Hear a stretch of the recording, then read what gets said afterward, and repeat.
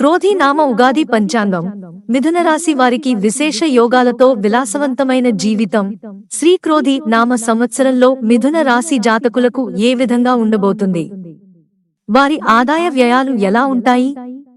ఈ తెలుగు సంవత్సరం మిథున రాశి వారికి కలిసి వస్తుందా లేదా వంటి వివరాలను క్రోధి నామ సంవత్సర పంచాంగం ప్రకారం ఆర్థికపరంగా, కుటుంబ జీవిత పరంగా, ఆరోగ్యపరంగా మిథున రాశి జాతకులకు ఏ విధంగా ఉంటుంది అన్న వివరాలను ప్రస్తుతం మనం తెలుసుకుందాం.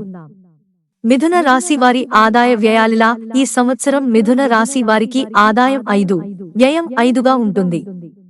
రాజపూజ్యం 3, అవమానం 6గా ఉంటుంది.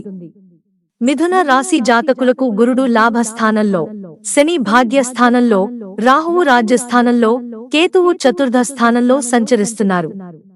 ఫలితంగా ఈ సంవత్సరం మిథున రాశి జాతకులకు ఈ ఏడాది బాగానే ఉంది.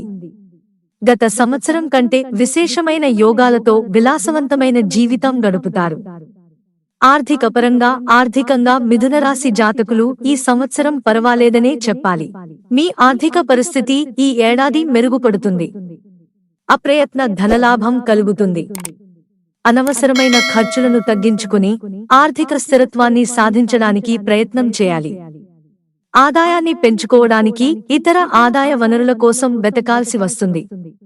ఆర్థికపరమైన విషయాలలో నిర్ణయాలు తీసుకునేటప్పుడు చాలా జాగ్రత్తగా వ్యవహరించండి.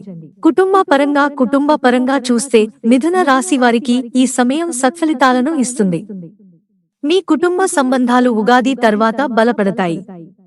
కుటుంబ సభ్యులతో సంతోషంగా ఉండే అవకాశం ఉంటుంది. కుటుంబ సభ్యుల నుండి అవసరమైన మానసిక మద్దతు లభిస్తుంది.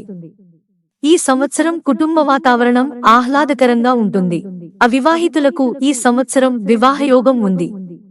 అయితే వివాహ ప్రణాళికలో జాప్యం జరిగినా కాస్త ఓపికతో ఎదురుచూడాల్సిన అవసరం ఉంది. మిత్రులారా, ఛానల్ సబ్స్క్రైబ్ చేసుకోవడం మర్చిపోకండి. ధన్యవాదాలు.